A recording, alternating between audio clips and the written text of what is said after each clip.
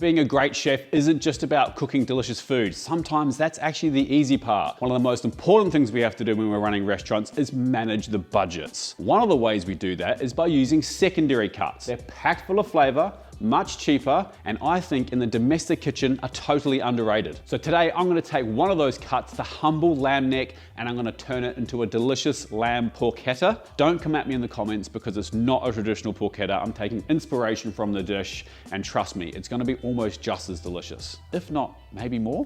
And before you click off this video because you're like, Andy, I don't like lamb, trust me, this is a great place to start. We're gonna slow cook it, it's gonna be packed full of flavor and absolutely delicious. A huge thank you to Squarespace for sponsoring this video. If you need a website to sell something online, to host some recipes, or even to grow your personal brand, they're the people to see. And as well as showing you how to prepare the lamb, we're also gonna make some sides to go along with it to make a delicious dish that hopefully will bring lamb to your table some more. First up, we need to tackle these lamb necks, so let's get stuck in. So before we tackle our lamb necks, we're gonna make our little marinade to make sure that that's all ready to go. So once we've got our hands covered in lamb, we can just use that up. So I've got capers, small capers here. Just gonna run a knife through them. So all I've done is drain them from the brine and I rinse them under water quickly. If you don't rinse them, they might be a little bit salty.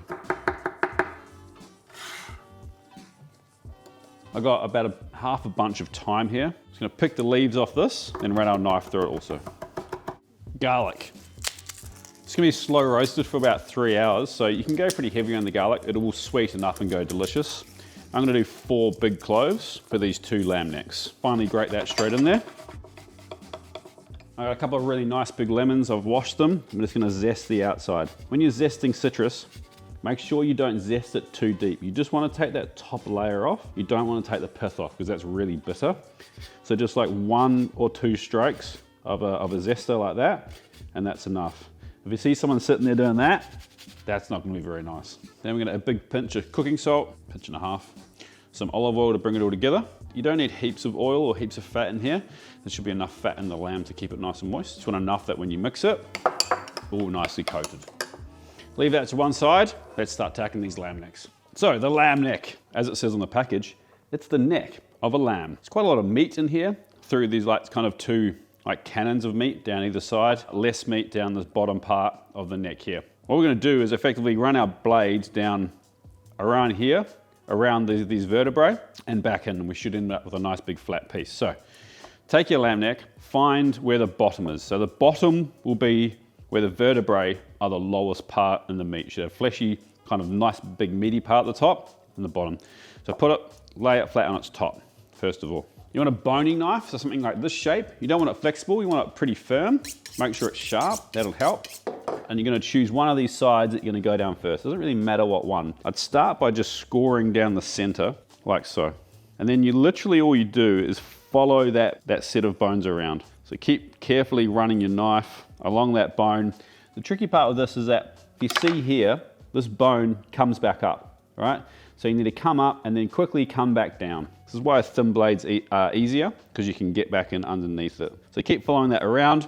You gotta also think about, right, this isn't like one piece of bone through here. There's 3 vertebrae here. The vertebrae will have less meat on than the connective parts in the middle. So don't stress too much. Just find those kind of things that are sticking out and cut around them. And just take your time. Keep working around, pulling the meat back. So the reason these things roast so nicely is there's so much connective tissue in here. It's not like fat that kind of renders and turns to liquid. Connective tissue will kind of break down. It's got a great mouthfeel. That's why you get really nice, juicy meat when you slow cook it like that. It's because of the connective tissue. This is the body end. This is the head end. The end that's closer also has like a funny bone up the top that sticks out quite a bit. Just make sure you're kind of working around that.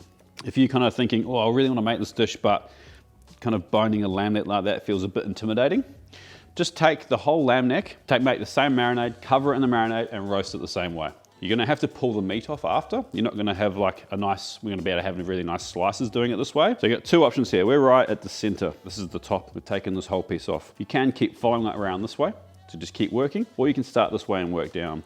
I tend to prefer to keep following it around. I think you kind of already started. You might as well keep following it around. So this is at the top of the star here. You can see there's a piece here that we actually will take out, this piece here, which is kind of a piece of sinew that won't break down very well. We'll deal with that after. So now we've gone right across the star. We need to come back in like that. So you're gonna go in and down, and then back around. So I've got most of that bone out. I've got a little bit left. I do want to flip it over and start working from the side. You can keep going that way, but I think you're going to lose a bit of this stuff. So it's easier to flip it over and work back through. There we go. That's the neck. You can roast it, make sauces and stocks out of it. So we've got this lovely piece of meat here. We need to go back through, make sure, just feel with your fingers. Make sure you haven't left any pieces of bone. This piece here we talked about when we were going through it. We're just gonna run our knife down either side of it and remove it. We wanna open this up a bit. I haven't done a great job down there, but you can see here we've got 2 pieces of meat and it's not quite, a really great shape for rolling. We're gonna kind of butterfly it, but butterfly it a bit differently. So what we wanna do, cut this meat through here halfway and fold it this way so that we end up with more of a square shape, if that makes sense. So find the center, there's a big kind of barrel of meat there, just run your knife down that and cut it back. You don't want to go through, you're going right through the middle here. Keep coming back, keep butterflying it open until you reach that kind of more squarish shape, if that makes sense. And do the same on the other side. All we're trying to do is open up to have more surface area for our marinade. There we go, a lovely piece of meat that's ready to go. Let's get this other one done and then we'll show you how to fill them and tie them together. So there's our 2 lamb necks. We're gonna evenly disperse our marinade filling. What one is it? Is it a marinade or a filling? I guess it's kind of both. Maybe I'm overthinking it. And get it all across those insides of that lamb. So the trick, you don't want too much of this too. If you have any more than this, it just squeezes out when you roll it. You kind of want to roll these reasonably tight. So butcher's twine. Mine handily fits on my paper towel roll dispenser, which means it works well. Take your piece of lamb, move this out of the way for now. Just roll it up. Start at one end and roll it up. Just like that. Take your string with your end, the cut end closest to you, pull it underneath your piece of meat, and then bring the other end over the top. You're gonna pinch them together, and then you're gonna go out underneath both of them, back over, and then through this loop here. Pull it tight so it creates a knot. Arrange your string so it's in the place that you want, and then pull the longer piece of string tight to get tension. Pull both pieces tight once you've got tension, and then put a safety knot in there as well. Just a normal tying your shoe knot. So I've got an oven tray here ready, and there's heaps of delicious oil that's come out when we're rolling them. So take them off and roll them in that oil, don't waste it. You don't want heaps of oil on the outside, doesn't need it, but you do want a little bit. It's gonna help get some browning. I'll just wash my hands and then we'll season them with salt. Cooking salt, 1 dirty hand, 1 clean hand. Make sure we get salt on all sides. So they're gonna go into a fan force oven at 160 degrees Celsius. I reckon they're gonna take 3 hours, but we'll start checking them after 2 hours and 15 minutes. And while they're in there, I'm just gonna talk to you quickly about our sponsor today, Squarespace. So back when I first started making videos, people were asking me, where can I find new recipes? And I realized I needed a website. I had no idea where to start, and then I found Squarespace. And honestly, it made everything stupidly simple. No coding, no design headaches, just clean, professional looking pages right out of the gate. One of the best things about Squarespace, their design intelligence. They've built in years of design expertise with AI tools that help you create a unique, polished website even if you have 0 design experience. Whether you're starting a recipe blog, a portfolio, a full-on business, it's insanely easy to make something that looks great. And this is a cool one. If you're starting a new brand and you can't think of a name, Squarespace has a business name generator. Just type in a few keywords and it gives you creative AI-powered suggestions in seconds. Super handy when you're just trying to get your vision off the ground. And once your site is set up and you want people to find it, well then Squarespace has built-in SEO tools that make it easy. Things like auto-generated sitemaps and customizable meta descriptions to help you rank higher in search results. Perfect if you're trying to grow your brand or get more eyeballs on your content. So if you've been thinking about launching your own website, whether it's recipes, a side hustle, or a passion project, Squarespace has got you covered. So head to squarespace.com for a free trial. And when you're ready to go live, use my link squarespace.com/AndyCooks to save 10% off your first purchase of a website or domain. A huge thank you to Squarespace for sponsoring this video. Without these guys, we could not do what we do. Let's get back to the cooking. So to go along with our lamb neck porchetta, we're gonna do like a really nice, simple pearl couscous. I'm gonna show you how to make that. It's delicious. I think it has a really good textural feel. We're gonna roast some carrots really hard with sumac. And to bring it all together, real simple sauce. I guess you can call it a sauce. We're gonna do some yogurt. We're gonna season it really well with salt, cumin, mint, and a bit of lemon juice. So we'll make that first and we'll get that in the fridge to chill down. Super simple stuff. Greek yogurt. We got like a small bunch of mint here, washed mint. Just gonna pick the leaves off. We're gonna chiffonade. So chiffonade means kind of finely slice. Easiest way to do that with herbs, kind of bunch them together or roll them up like you're rolling a cigar. A little bit of a rolled cigar. Sharp knife, we're gonna finely slice it. So now we've got all these nice, kind of very fine slices this way. I'm not gonna go too aggressive. Pull those big pieces out. I'm just gonna run my knife back through it 5 times. And that goes. I got my lemon that I zested earlier. I'm just gonna add half of that one at the moment. The reason, we want the lemon flavor there, but we don't want too much lemon in there, lemon juice, because you'll let the yogurt down a bit much. So we'll start with that and we'll see how that goes. Ground cumin, about half a teaspoon. I love cumin. Pinch of salt, mix that all together. Have a taste. Bit more salt, bit more cumin. It's about the right consistency, but I think we can get a little bit more lemon juice in there before it gets too wet. Get that into a serving dish, and we're just gonna get that into the fridge for at least an hour or so, just to help it nice, kind of set up and make sure it's nice and cold. It also helps the oils from the mint come out, and that mint flavor will get like a lot stronger. Not a lot stronger, but a bit stronger. Carrots, I've got some, you can use big carrots here as well, doesn't really matter. I've got some kind of babyish ones. The top's taken off at the end and I've given them a wash. We can get those nice and dry. We're gonna flavor these with sumac, but we wanna, because we're gonna cook them in the oven at 160, the same temperature the lamb's cooking. We wanna make sure we get lots of color on them before we put them in the oven. So I've got a pan here, we put it on a high heat, and we're actually gonna use a lot of the fat that's come off the lamb already to cook these. If you haven't cooked the lamb yet and you don't have the lamb fat, you can just use olive oil or whatever, but we've got that lamb fat there, so let's put it to good use. Oh. So these have been in for an hour, but look at all that delicious lamb fat. Let's not let that go to waste. So we can baste our lamb necks first, and then we just want a couple of big tablespoons into our pan. You're gonna turn the heat on high on this pan. Just be careful, right? Because this lamb fat's got a pretty high smoke point, but you got other stuff in there as well, apart from the lamb fat. You can see here you got some of the dripping, so you know, some of the meat that's coming off the juices. So that might splatter and splutter. Get that as hot as you can, or until it starts splattering too much. I'm gonna get the carrots in there and the salt in there. Hot tip, put a lid over it, stop it from destroying your kitchen. Look at that. That would have gone on my kitchen counter. Now we're looking for really good hard char here. We want those flavors to develop, all that sweetness to come out of the carrots.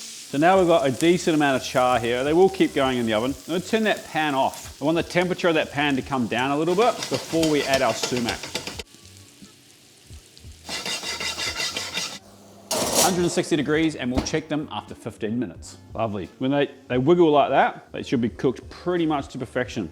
So we're definitely not ready to eat yet. We're just gonna let these chill out in this pan. They're not completely cooked yet. And then we can flash them to get them hot again right before we serve. The only other thing we need to make is our pearl couscous. So our couscous, so we're gonna do this pearl couscous, which is different to the finer couscous that you just pour hot water over and let it kind of steep. You actually have to cook this for a bit, but you cook it kind of similar to you cook rice, except you're gonna toast it first. So I've got a pot that I've got the lid for. I'm gonna add 2 tablespoons of olive oil. Let that heat up a little bit. You don't want it ripping hot. Ripping hot, it's a weird thing to say. Once it's got some heat in it, it's 300 grams of couscous, pearl couscous. Stir it straight away to make sure that the oil is kind of evenly distributed across all the couscous. And we're gonna toast this until it's nice and golden brown. You can do it a couple of ways. You can do it really slowly, and then you don't need to pay as much attention to it. Or you can kind of do, like I like to do, is just crank it and just make sure you're kind of turning it and moving it the whole time. So now we've got some color on the outside. I've got just over 620 mils of chicken stock. In that goes, give it a stir. Little pinch of salt, bring it to a light simmer. Once it's simmering, I'm gonna put the lid on it, turn it right down low. I'm gonna cook it like we would rice. It's probably gonna take about 15 to 20 minutes till all that water's evaporated. We're gonna check our lamb, because they're a bit smaller than I expected, and it's been about 2 hours and 20 minutes, and I reckon they're pretty much done. They look good. Fat's really nicely rendered, they're holding together. I'm just gonna give them a baste in their own fat again quickly, and then we're gonna rest them. Definitely keep this lamb fat too. Just put it in a glass jar, let it cool down, put it in the fridge, use it for cooking. If you want to roast some potatoes in it, cook your steaks in it. See that? Put that on a piece of bread. Flavor Town. Flavor Town. I love that guy, he's hilarious. Look at that, look at the color. So we're gonna rest those for a good 20 minutes. We can pop them back in the oven if we need them to be a bit hotter. We're gonna rest them for 20 minutes before we carve them and serve them. Turn the heat off our couscous. Just gonna fluff it up, make sure it hasn't stuck to the bottom. I think that's pretty much cooked. Let's have a taste. Oh yeah. This needs a bit more salt. We want to leave that lid off now, just to let it dry out a little bit. Also gonna add a squeeze of lemon juice. Stunning. Lamb's resting, carrots are ready to go. Our couscous is just gonna kind of aerate a little bit. Then we can carve up, get our yogurt ready, and start serving. Time to plate. Let's carve this lamb first. It's been resting for a while. Cut the butcher's string off. It's also be a great way to do Sunday roast. Have some slices. Oh, yum. And bits always for the chef. Let's have a taste. It's great. It's not too salty. You know, the outside's got a great amount of kind of caramelization. Kind of the wrong word, but makes sense. It's kind of like, it's almost sticky, which is amazing. The flavor of the capers and that thyme and garlic, and it penetrates really well and kind of cuts through the kind of gaminess that lamb can sometimes have. Start with our pearl couscous on the bottom. Some of our sumac carrots. And our lamb neck. A little bit of olive oil. And finally, our mint and cumin yogurt. So there you go. A boned and rolled lamb neck filled with capers, lemon, thyme, slowly roasted and served with pearl couscous and some sumac carrots. Delicious. Let's see what it tastes like all together. All right, let's get a bit of everything here. Dip it in the yogurt. It's a delicious dish. By no means did I invent these flavor combinations. You know, sumac, lovely and citrusy, you know, a little bit of cumin coming through in that yogurt, capers and lemon in the lamb. But it works so well because of that lovely, rich lamb, and then the sweetness of the carrots, the couscous kind of bringing it all together, and some of that yogurt just to round it all out. That's a delicious dish, and way cheaper than if you're gonna get a lamb shoulder or a lamb leg. A little bit more work, but honestly, the meat's actually probably a better flavor. Hope I've inspired you to try something different for once at home. Spend a bit of time using one of these secondary cuts, because the payoff is worth it. Thank you, legends, so much for watching. Like this video if you took anything from it, subscribe if you're not, and we'll see you next week for another recipe. Peace.